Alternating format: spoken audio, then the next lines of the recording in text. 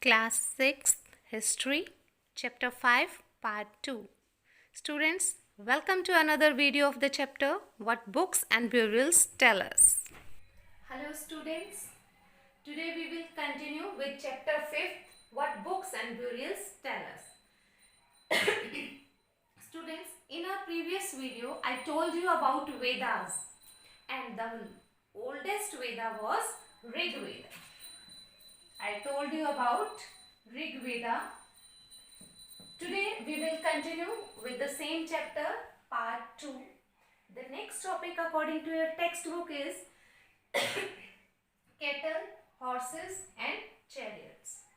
Maybe you will feel amazed to know this, that during that time, means in Aryan's period in ancient time, at that time cattle were the most important treasure for the Rajas. At that time, battles were fought to capture cattle. Horses were very equally important because they were used in chariots. Horses were used to fight battles. Many fights were totally based on horses. If a person has good horses and the good soldiers, they can win the battle at that time. Now one more thing. Mostly the battles were fought because of cattle, but sometimes they also fought the battles to capture the land. Battles were not only fought for the land and cattle, but also battles were fought for water. It was also very important thing at that time because water is very essential for agriculture, and the main occupation of the Aryans was agriculture. Now the question arises, who fought these battles? So the answer is, at that time there was no regular army. Like nowadays we have with us our army, our navy, air force, BSF, so many types of forces we have. But at that time, the people, they gathered at a place and then they took the important decisions. First decision they took, that they selected a leader. Among them, they selected a leader. Who was the leader at that time? It was very essential to become a leader that the person should be very skillful. In what matter he was considered as skillful? That person should be great warrior. Means if a person is strong enough and he can fight well, so that person was selected as a leader. Okay, so at that time no regular army, they gathered. Most of the men, they took part in battles. Means nothing like that, this is the constable, this is head constable, this is the officer. Nothing was like that. One leader, few important men also took the decisions, and whole people collectively, they known as assemblies. Mention this term very carefully, assemblies. So there were assemblies. In those assemblies, the decisions were taken. Now make a point that these assemblies were called Sabha. Okay, there was a Sabha where all men, they gathered there and they took the important decisions. So assemblies were known as Sabha. Almost all the men of a particular village or area were the member of these assemblies.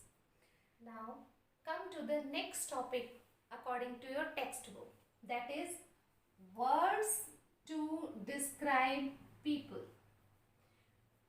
The books Rig Veda, Samveda, Atharveda, Yajurveda, or students, like these Vedas, so many Puranas and other religious books which were written by the eminent authors. These books were very important sources to know about history. When we read Rig Veda, we come to know that at that time, what type of society was there? What was the occupation of the people? So in Rig Veda there are few words which tell us about the occupation of the people. These words tell about the occupation of the people. They also tell what type of language they spoke.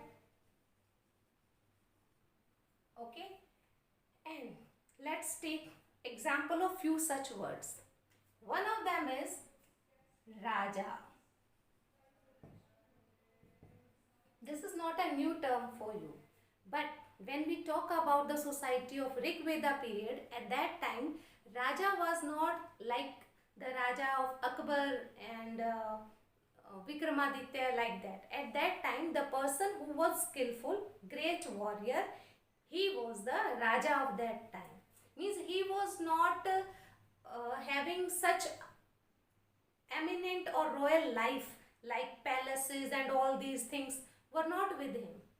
Most important thing is that the Raja was the leader and his son, it was not important at that time that his son did not succeed him.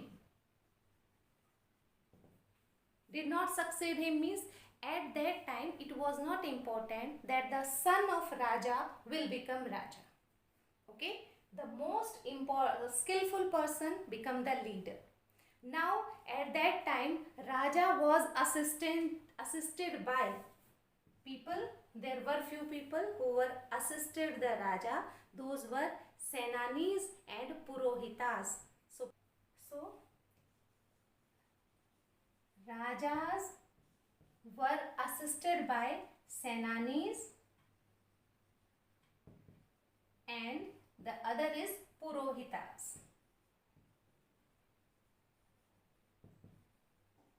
Okay, so these were the people, Senanis and Purohitas, who assisted Raja. So first word which describe about the people was Raja. One more example is given in your book, that is Brahmins.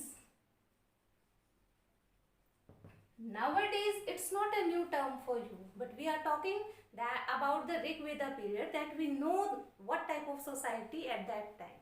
So Brahmins, they were the learned men who know about the rituals, religions and all these things.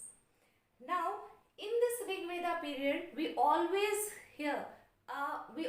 read a word Aryans. So there were few people who described themselves as Aryans.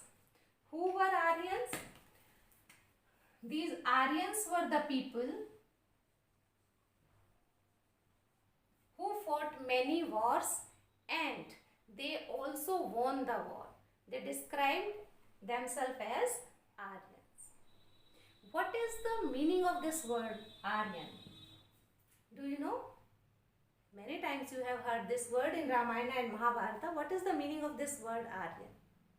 Literally, the meaning of the word Aryan is high birth.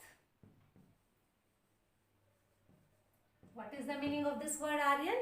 High birth means those people, they consider themselves as superior to others. The next word in the same series is Jana. The word Jana, have you heard it? When we speak in our mother tongue Hindi, then we asked many people, कितने जने थे? आपके यहाँ से कितने जन आएंगे? कितने जने खड़े हैं? So that Jana, that is very old word, and this Jana means people. One more word is also used to describe the people, that is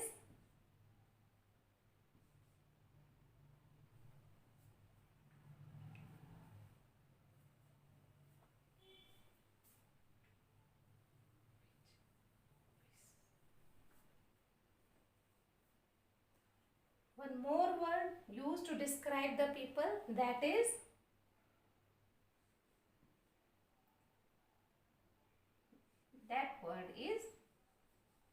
Vish. So Jana means people, or we can say Jana means Vish. In the assemblies or Sabha, they all are included. all people were the part of sabha or assemblies. So when we talk about in earlier period society, the Vedas, Puranas and all the books are important source of information for us. As we saw that the battles were fought and the assemblies were there, peoples, they were named as Aryans, they were known as Janas, all these things. How do we come to know about this? So the main source which tell us about this are books. Same like books, we also got burials, as in the name of the chapter suggests us, that is burials. The place after the death, the people they were buried there. Those were the burials. When scientists they excavated those burials, they also came to know about many facts. So in this way we can say books and burials are very important source of information for us to know about history. Okay? So that's it for today. Bye bye students.